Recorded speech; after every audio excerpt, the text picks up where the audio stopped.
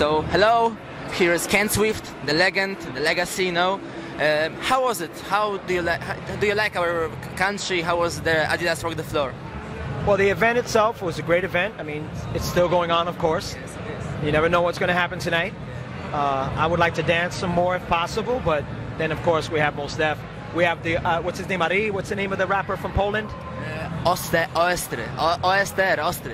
Yeah. We have him and we have Pharaoh, so it's going to be a great evening for Poland and also for hip-hop in general. I've heard it's the first time that Mos Def is here. He's a nice guy. I love his work. But yeah, the event itself, you know, I mean, what can I say? You have the elements of hip-hop culture happening at one time. You have conscious individuals some that are beginning and starting to do their journey to learn more about the elements of hip-hop culture. And then people that I've met in the last few years that are continuing to study this art form, and I'm impressed. It's always good to come and see people that I've met before get better and get better. So I'm enjoying myself. So tell me, do you like the battles? What do you think about the battles? You know, because I think that it was very close tonight. You know, some battles were really, really close. And what you can say about it? Well, I mean, yes. I mean, when you have a level of people that are really good, it makes your job as a judge a lot harder. You know, judging is something that is it's a road less traveled. You know, when you judge, you make a lot of friends and you make a lot of enemies. What I try to do is just take a step back. I love everybody. I don't battle anymore. I'm not competitive. And I just try to really open my mind to really absorb what's happening and try to make the right decisions. I spoke with people earlier about this. As a judge, you can't look for anything because you don't know what's going to be presented. I saw some B-boys that I saw before and B-girls, but it's people that today I have never seen before. So I'm giving a sincere opinion. And my overall, for me, I feel very comfortable. You know, there were some things that were hard, but I allowed myself to give an opportunity for them to really secure my decision. I had a few ties today, but I think if the event allows time for ties, I think it's important. Because I don't want to just make a decision because we don't have time. Oh, you gotta say yes, no ties.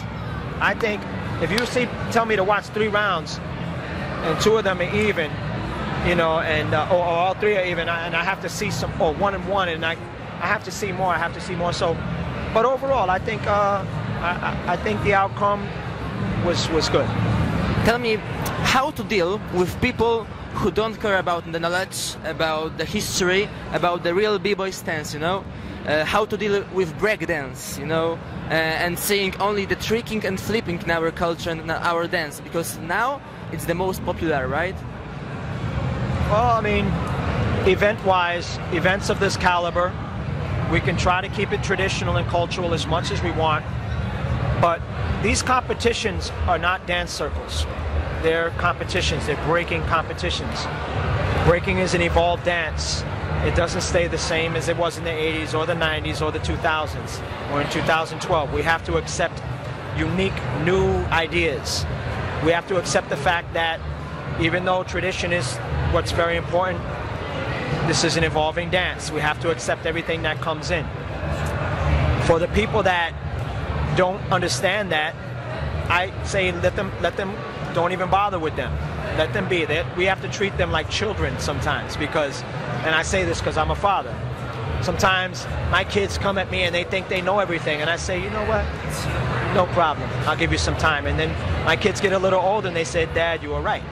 So I used to almost get into arguments 15 years ago with young b-boys telling me, I don't care about footwork, yo, we got our new shit, I don't care, that shit is whack. And I wanted to say, slap him in the head like, say, yo, you know, like a grasshopper, like Bruce Lee. But I was like, you know what? Whatever you say, man. You know, and that's just wisdom and experience.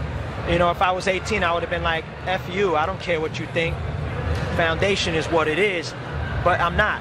You know, I'm an older man and I have a responsibility. So I think that rather than argue and pull, you let them run and let them experience. And if you're a real b-boy and b-girl and you have the love in your heart for this art form, you're going to come back around and you're going to say, well, maybe I should reconsider what I was saying about fundamentals and old technique. You know? So I say, let them live their experience, and if they really love this art form, they'll come back and they're gonna realize. So, how YouTube influence the developing of breaking culture right now?